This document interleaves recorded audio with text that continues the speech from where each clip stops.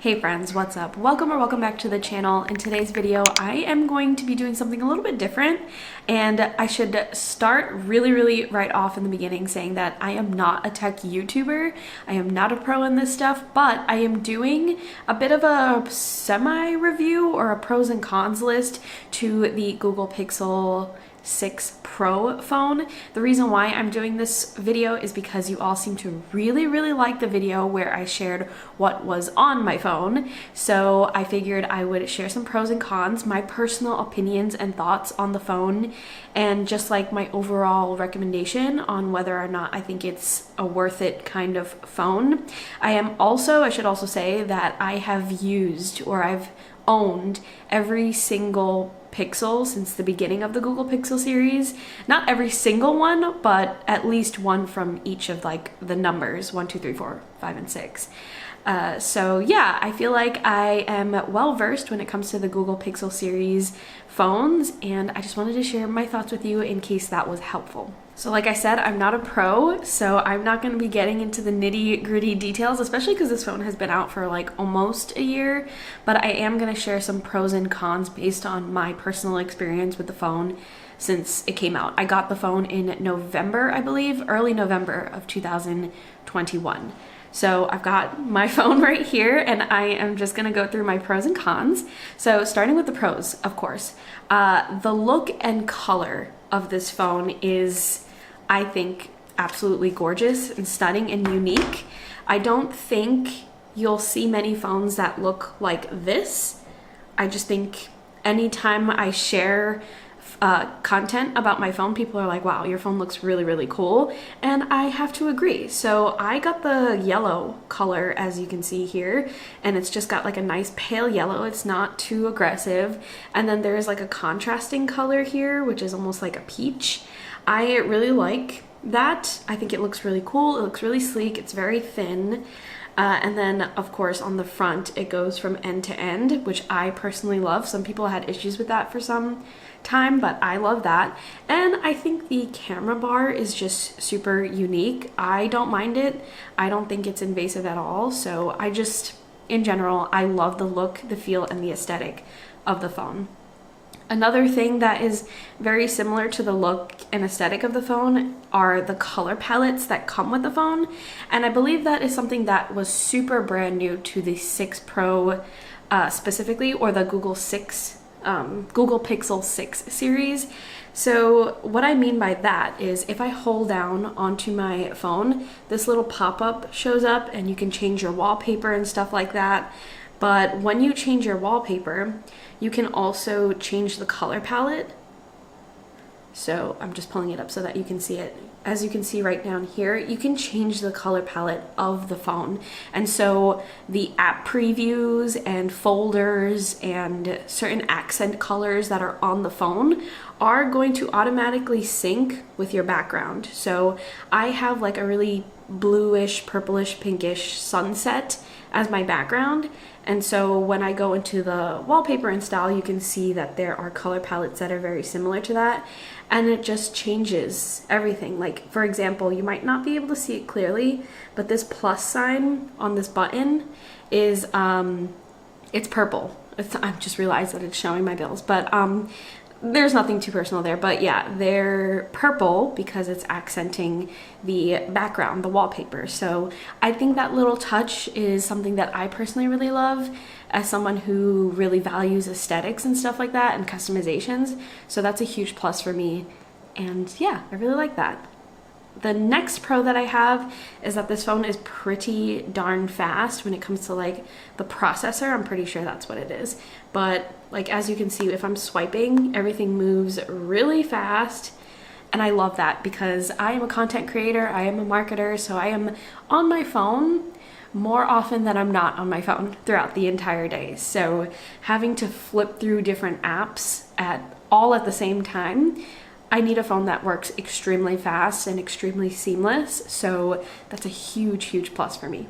Another big pro, which is just something that's ingrained into the Google Pixel phones and it just gets better and better, is the Google Assistant. So of course there's a lot of smart things going on in this phone that's ingrained with Google Assistant. So for example, the phone can take calls for you. So say a phone number is calling you, you don't recognize the number, the phone can literally pick up the phone and ask who it is without you having to do all of that work. And it does like a transcript so that you can either take the call or not. Another thing is like detecting safety. So this phone can actually tell if you've been in a car accident or something like that. There's also like a safety app in here where you can really quickly get to your emergency contacts if something happens. And it just has a lot of those smart detection type things. Another example of that is the song detector, which is like a really small, simple thing, but I find it to be really cool. Like say I'm at a store or I'm at a party or something and a song is playing, the phone will automatically detect the song and it'll actually show the song name and the artist right at the bottom of the screen, of your home screen. So you don't even need to open your phone to be like, what is that song? It'll show right on your phone, which I know is such a small, simple thing, but it's those little things that make it really, really cool. And then another pro, which is not exclusive to the 6 specifically, I believe it is with all of the Google Pixel phones at this point because it has to do with like software. It's just little things. So one example is the news feed. This is just ingrained into the phone. It's just part of the phone. And I mentioned this, I believe, in that video where I was like, what's in my Google Pixel phone.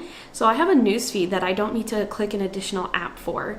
And the newsfeed is personally curated to like me, what I like, what I search, and all of that stuff. So if I want to catch up on the news, I don't even need to open an app. It's on my phone, which I think is really cool. Another thing are the widgets. Now I know a lot of Android phones and maybe the Apple devices have widgets nowadays, but I feel like the widgets are just very aesthetically pleasing. They just look really nice and bubbly. And like I said, they can have color palettes based on the wallpaper, which I think is really nice. I just think the widgets look really good. Another thing is the search bar at the bottom. It's just right there. So if you want to do a quick Google search, you don't have to open your browser, open up Google or open up a search browser and, do a search. You can do it right from there. And this bar at the bottom, sorry if the screen looks a little funky, but you can do a lot of things other than just search, like type in a search. You can also use the microphone to do a search. You can open up Google Assistant that way and say like, okay, blah, blah, blah. And then it also has like a lens sort of button, so you can open up a camera kind of thing and you can maybe search based on image what is like around you. For example, like if I'm trying to figure out what a plant is, I can open up Lens, take a picture of that plant, and it will tell me what it is through Google search. So that's really cool. Another thing is the Google Calendar integrated at the top of the phone. Now I'm pretty sure like with Apple devices, your calendar is integrated with their calendar, but because I am a huge Google Calendar user, I've done a video or 2 videos on that before, I can just click the calendar up top here and my Google Calendar will automatically open. So it's just super integrated with the programs that I personally use, which makes everything super seamless and easy. And the final pro, which is the biggest pro, and it's the whole reason why I invested in Google Pixel phones from the very start, is the camera. So this camera is probably, well, in my opinion, it is the best camera that is out there when it comes to smartphones. I am pretty sure up there in the competition was either this phone, the Google Pixel phones, and then iPhones. I have used both at the same exact time, like new models, and this camera outbeats it every single time. It's just overall way better. The quality is good, the videos are good, everything is just top notch, especially when it comes to like a phone camera. And I feel like every time someone uses my phone to take a picture, it is like without a doubt, without hesitation, people say that my pictures and videos come out the best. And the reason why that is so important to me is because I'm a content creator and marketer. I post a lot of videos and photos as content, and so I need the best quality. And I personally feel like if I have the highest end camera, I don't need to bring along an additional camera, which makes my life so much easier. So that is the biggest pro for me when it comes to the Google Pixel 6 Pro. Okay, so now we're gonna move on to the cons. I do have a couple of cons, unfortunately. So the first con is something just, I guess, out of my experience with using all of the Google Pixel phones, but I really miss the fingerprint sensor on the back of the phone. So there are some Google Pixel phones that have like an indent in the back of the phone, like right here, and you could put your finger into it and it would unlock your phone, as opposed to unlocking it in the front or using face detection, stuff like that. I just felt like that was super convenient, especially if you're out and about. I used to take the subway very often and I would only have one hand, and I would just very quickly be able to like pull my phone out and just touch it with the back of my finger and open my phone. It was super convenient, and having experienced that is just, I miss it so much. So that is a con for me, although it is, I guess, personal preference. Another con is that the battery isn't the best. I won't say the battery is bad, but it's not the best, especially for someone who uses their phone very frequently throughout the day. My phone definitely needs a charge throughout the day for me to be able to use it for the rest of the day, which is pretty unfortunate because you have to stop what you're doing and plug it in, and you can't really walk around with it, which is pretty inconvenient. But like I said, it is not the worst battery. So if you're just an average phone user, that's not even going to be an issue for you. But if you're someone that's on your phone so often, that might end up being kind of annoying. Another con is the back and forward swiping when it comes to this phone. So one feature of this phone is that you can swipe to the hard left or right, and it will like close apps. Let me see if I can use an example. I'll just open up Instagram and I'll just do a hard swipe. It will hit back and close the app. Now, this can get pretty annoying depending on the app that you use, because I use photo editing apps, and sometimes I zoom in really, really closely to something that's in my photo to edit it. And if I get too close to the edge and I'm tweaking something on that photo, I might accidentally press that back option that is just part of the functionality of the phone, and it will erase all of the photo editing that I did. So not all of the apps are compatible with that feature of the phone, which makes it kind of annoying when you're using it or when you're not using it and it just happens. Okay, and then the last con, which I think is the biggest con for me right now, especially because this is a high-end phone, this is like a well-regarded phone in the phone world, are the little bugs and glitches that have been happening with this phone. When I first got the Google Pixel phones, they pretty much had no glitching or errors, but we're now in the 6th series of the Google Pixel phones, and I am seeing some of the biggest glitches, and they're not the biggest, most, vile glitches that you've ever heard of, but sometimes there'll be a little bit of a bar going on over here, like visually, where the light is just flickering in the back of the phone, and I notice it. I can see it flickering very slightly. Sometimes it'll show up. It's not showing up right now, of course, because I'm trying to show you, but sometimes it'll happen, and where that gets really, really annoying is that not only is that just annoying in general, but if I'm editing a photo, sometimes I won't see an accurate depiction of the photo because of that weird light flickering. So I don't know if the photo is bright enough or dark enough because it's flickering. So that's pretty annoying. Again, it's a high-end phone, it shouldn't be doing that. Some other glitches is that sometimes apps will load pretty laggy. It doesn't happen often, it doesn't happen all the time, but it does happen. Sometimes apps will just crash with no explanation, and I feel like it happens randomly to a point where it's not the app's fault. It probably is the phone's fault.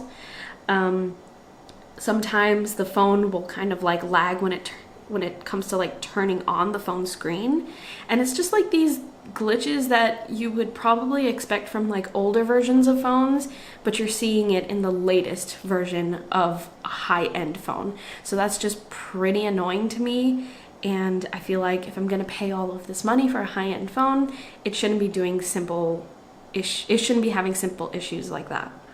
Okay, so with that being said, do I think that this phone is worth it? Now, you can go online, you can check out the, legit tech YouTuber reviews to get all of the specs and stuff like that in terms of like price and processes and hardware, software, blah, blah, blah, so that you can be really informed on your decision. But I would say from like a casual front or a casual perspective, I think it is 100% worth it. One, if you are a content creator, I think the camera is so fantastic. It is top notch. It is the best.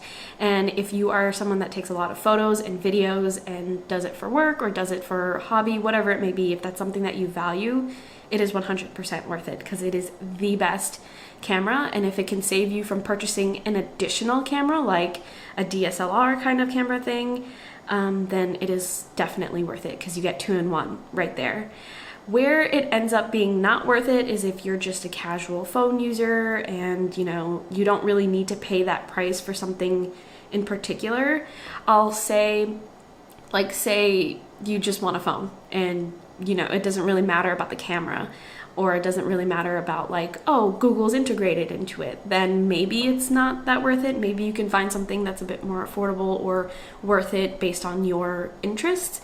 But I will say, if you are a visual artist of any kind, whether that's professionally or personally, or if you're someone that is an avid Google Suite user and you really value the organization of Google Suite and it's integrated in all the things that you do, such as work, personal work, school and stuff like that, I think it is worth it. Or you can either get a cheaper phone in the Google Pixel series. It doesn't necessarily need to be the 6 or the 6 Pro. I get the 6 Pro because the camera is top notch and I want the best camera that is out there, so I always go with the latest when it comes to the Google Pixel phones. But that's just me. And I hope this video was informative or interesting. Thank you so much for being here. Let me know what you think. Share your thoughts in the comments. And yeah, thank you so much for being here. I will talk to you in next week's video.